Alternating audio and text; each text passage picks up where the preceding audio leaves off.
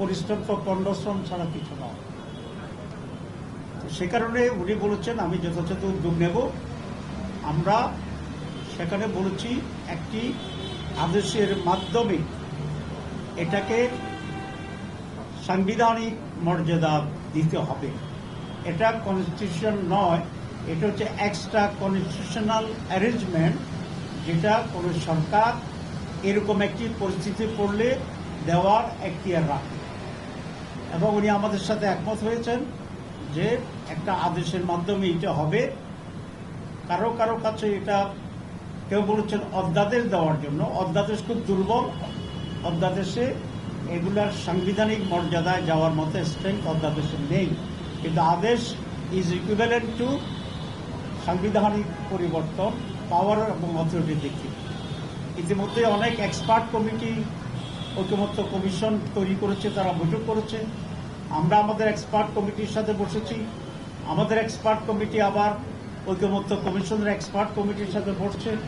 এখনও সেই বসা অব্যাহত আছে এবং সকলেই এই পরামর্শই দিয়েছেন যে একটি আদেশের মাধ্যমেই এটাকে বৈধতা দিতে হবে, আর সেই আদেশের উপরেই গণভোট হবে।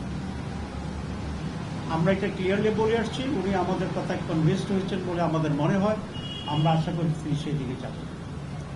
2 নম্বর, আমরা গণভোটের ব্যাপারে বলেছি। আপনারা জানেন গণভোটের ব্যাপারে বিএনপি কোনোভাবে রাজি হচ্ছিল না প্রথম দিকে।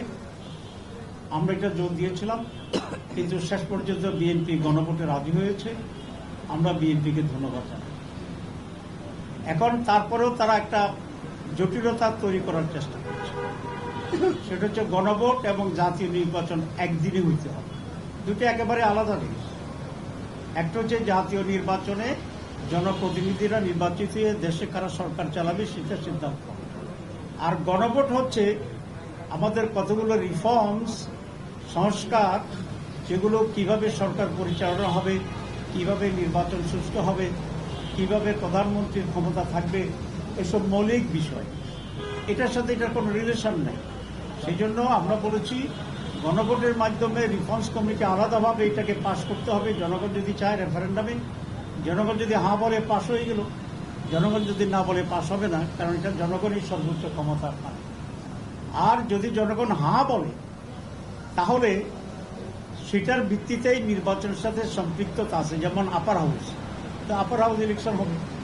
এখন যারা বলছেন একসাথে হবে, তাহলে আপার হাউস ইলেকশন কখন হবে? এটা যদি পাস হয়ে যায় সেটা একটা জটিলতা। তারা বলছেন যে লোয়ার হাউসে যে ভোট হবে সেই ভোটকে আমরা গণে আপার হাউসের লোক বানাবো। তো আপার হাউসে তো ভোটে হইল না, আপনি এক ভোট দিয়ে আরেকটা স্টেজে আপনি কীভাবে করবেন? এটা আইনগত বৈধ নয়। কেউ যদি এটা চ্যালেঞ্জ করে এটা বাতিল হয়ে যাবে। এটা হচ্ছে আপনার বাচ্চা হওয়ার আগেই নাম রেখে দেওয়ার অবস্থা। ছেলের নামে আপনি জানেন না, ঠিক আছে? তো ততক্ষণ পর্যন্ত তো আপনার আপার হাউস হইলই না ভোট পর্যন্ত, তা আপনি কাকে ভোট দিবেন আপার হাউস? সেই জন্য এগুলো একটা, আবার যেহেতু তারা গণভোট চায় নাই, জনগণের চাপে সেন্টিমেন্ট দেখে তারা রাজি হয়েছে, কিন্তু প্যাঁচ একটা লাগাই রাখছে। আবার আমরা বলে আসছি যে কোনো প্যাঁচ এখানে আমরা বুঝি না। সহজ সরলভাবে গণভোট আগে হইতে হবে, আলাদা বিষয়। এটা যদি হ্যাঁ হয় এর ভিত্তিতে নির্বাচন, এটা যদি না হয় এটা মাইনাস করে নির্বাচন, খুব সোজা জিনিস।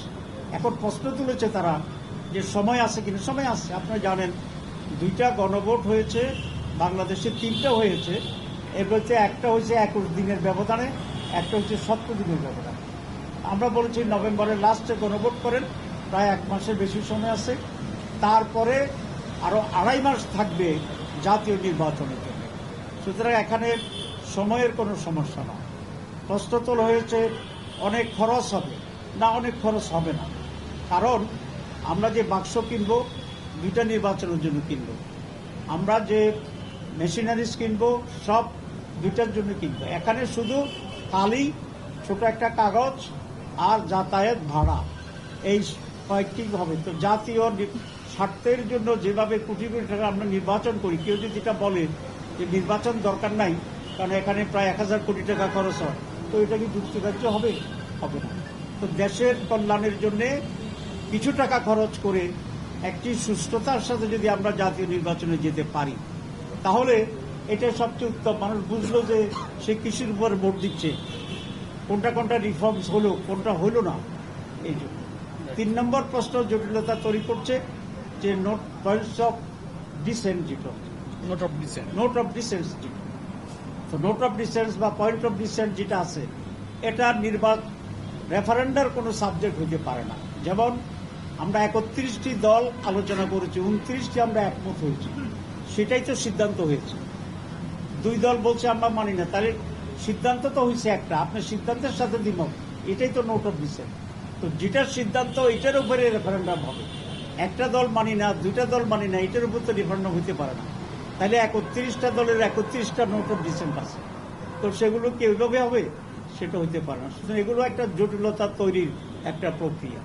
আমরা খুব সহজ সরলভাবে যেটা সঠিক সেভাবে আমরা অগ্রসর হতে চাচ্ছি, কারণ আমরা চাই এই জাতি আজকে যে পরিস্থিতি এবং অবস্থা তৈরি করছে, এখানে একটি ঐক্যমতের ভিত্তিতে একটি সুষ্ঠু, নিরপেক্ষ, সকলের অংশগ্রহণমূলক, জনগণের অংশগ্রহণমূলক একটা নির্বাচন আমাদের জন্য জরুরি, দেশকে স্থিতিশীল করার জন্য। এই জন্য কোনো ধরনের জটিলতা তৈরি না করে আমরা সবাই মিলে যেন ফেব্রুয়ারিতে একটা আনন্দময় নির্বাচনে যেতে পারি, সেইভাবেই আচরণের জন্য আমি সকল রাজনৈতিক দলের প্রতি আমি আহ্বান জানাচ্ছি। আমরা 3 নম্বর যে অংশটি আমরা বলেছি সেটা হচ্ছে, আপনারা জানেন ইলেকশন কমিশনে, সচিবালয়ে, পুলিশ প্রশাসনে আজকে সেখানে প্রায় 70-80% অফিসারে একটি দলের আনুগত্য করছে, তাদের মাধ্যমে এটা হচ্ছে। আমরা গেলে তারা বলে যে প্রচন্ড চাপ, তো চাপ কোত্থেকে? একটি দল থেকে আসছে তারা বলেছে। এবং পুলিশে একই অবস্থা আছে। তারপরে আপনার আজকে আমি বলেছিলাম যে আমাদের যে প্রসিকিউটর যারা হয় ওখানে পিপিএ 80% হচ্ছে একটি বিশেষ দলের। অবশ্য ওনাদের কেউ বলেছেন যে না, এটা 80 না 65, তো 65ও যদি হয় তাহলে তো অনেক বেশি হয়ে গেল। একটা দল 65 আর বাংলাদেশ 35, সারা বাংলাদেশ। তো এই যে ইমব্যালেন্সটা হয়ে আছে, আমরা বলেছি আপনি কেয়ারটেকার গভর্নমেন্টের মতো আছেন, নিরপেক্ষ সরকার, আপনি এটাকে লেভেল প্লেইং ফিল্ড করেন, সকলের জন্য সমতল ভূমি তৈরি করেন, এবং নির্বাচনের আগে আপনি যেখানে যেখানে রদবদল করা দরকার আপনি রদবদল করেন। এবং সেক্ষেত্রে উনি আমাদেরকে বলেছে উনি নিজে তত্ত্বাবধান করবেন এবং লটারি সিস্টেমে উনি পোস্টিং ঠিক করবেন। তো আমরা বলেছি আমাদের কোনো আপত্তি নেই, আপনি লটারি টানেন দেন, তবে লটারির পিছনে যেন কোনো একটা ভূত সেখানে দাঁড়িয়ে না থাকে, এটা দেখতে হবে। ঠিক আছে? পোলিং প্রিজাইডিংদের ভোটাধিকার চেয়েছি আমরা এটা আমরা বলেছি যে লেভেল প্লেইং ফিল্ডের জন্য প্রশাসনকে রদবদল করতে হবে, এবং সেটা যদি উনি লটারি সিস্টেমে করেন এটার সাথে আমরা একমত হয়েছি। আমরা আরেকটা পয়েন্টস আমার প্রাসঙ্গিক স্লিপ হয়ে গেছে, সেটা হচ্ছে এই যে রিফর্মস হচ্ছে এটার যে ডিক্লারেশনটা, এই ডিক্লারেশনটা বা আদেশটা কে দিবে এই নিয়ে একটা প্রশ্ন এখন উঠেছে। আমরা বলে আসছি যদি আইনে কাভার করে এবং আইনগতভাবে যদি কোনো ব্যত্যয় না ঘটে, তাহলে আমরা চাই চিফ অ্যাডভাইজার এই আদেশটি দিবেন, প্রেসিডেন্ট এটা দিবেন না। কারণ এই প্রেসিডেন্ট তো কাদের প্রোডাক্ট, এটা আপনারা জানেন, ব্যাখ্যা করতে চাই। ওনারা আমাকে বলেছেন যে ওনারা আইনগত দিকটা পর্যালোচনা করবেন, যদি আইনগত কোনো সমস্যা না হয় তাহলে প্রেসিডেন্ট নয়, এই ঘোষণাটা প্রধান উপদেষ্টাই দিবেন। এটা আজকে আমরা মত দিয়েছি, ওই জন্য আমরা এটা নিয়ে আলোচনা করি।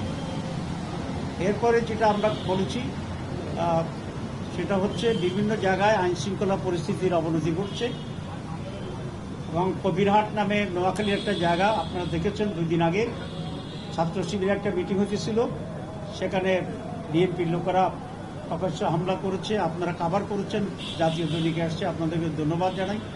আমরা এটা ওনার দৃষ্টি আকর্ষণ করছি যে এইরকম যদি এখনই শুরু হয় তাহলে নির্বাচন কি হবে। মর্নিং শোজ দ্য ডে, আমরা জানি তো এটা মর্নিং শোজ দ্য ডে। সুতরাং ওনারা এখনই শুরু করছেন, আমরা বলছি এটা থামান, এটা যদি আপনি না থামাইতে পারেন তাহলে নির্বাচন নিয়ে সংশয় তৈরি হবে, অনিশ্চয়তা তৈরি হবে। নির্বাচনের সাথে সংশ্লিষ্টদের ভোটার নির্বাচনী অফিসারদের ভোট আমরা আরেকটি ডিসকাস করেছি। আপনারা জানেন যারা পোলিং অফিসার এবং প্রিসাইডিং অফিসার যারা আছে, সহ আনসার বাহিনীর আছে, তারা ভোট দিতে পারে না। এর সংখ্যা প্রায় লক্ষ লক্ষ। আমরা আজকে বলেছি যে প্রবাসীদের ভোটের ব্যবস্থা করছে গভর্নমেন্ট, সুতরাং তাদের ভোটের ব্যবস্থা করাটাও এটা জরুরি। ওনারা খুবই খুশি হয়েছে এটাতে, যে বলছে যে না, এটা ইম্পর্টেন্ট পয়েন্টস, তারা সেখানে আলোচনা করবে। তত্ত্বাবধায়ক সরকারের বিষয়ে আমরা আলোচনা করিনি দুটি কারণে।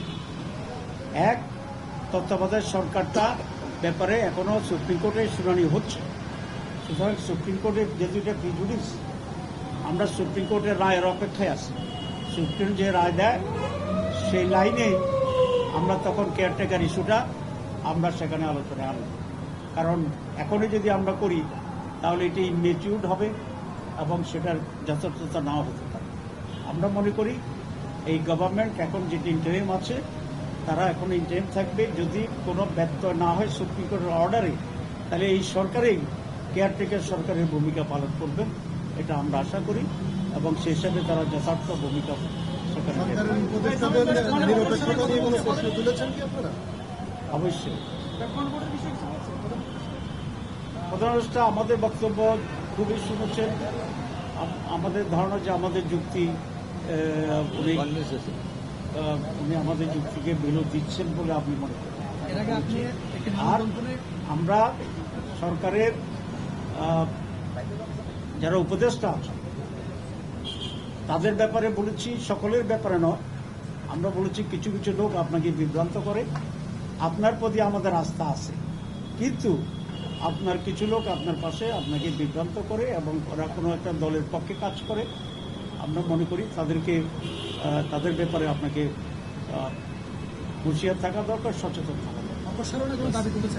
আমরা এখন আজকে উঠে নাই, আমরা প্রথমে দৃষ্টি আকর্ষণ করেছি। আপনারা জানেন জামাত ইসলামী খুবই একটা সিস্টেমেটিক ডিসিপ্লিন পার্টি। আমরা প্রথম দিন যাইয়াই অপসারণ চাইনি। আমরা বলেছি আমরা এখন দৃষ্টি আকর্ষণ করছি, আমরা সময় দিচ্ছি, আপনাকে সুযোগ দিচ্ছি।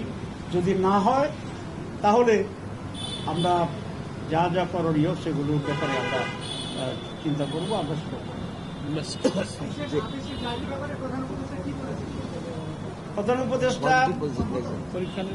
প্রধান উপদেষ্টা বলছেন যে উনি এগুলো নিয়ে গভীরভাবে চিন্তা ভাবনা করছেন এবং যেটা উত্তম হবে সেটি উনি করবেন ইনশাআল্লাহ। আমার মনে হয়েছে আমাদের কথা উনি কনভিন্স হয়েছেন। Thank you very much.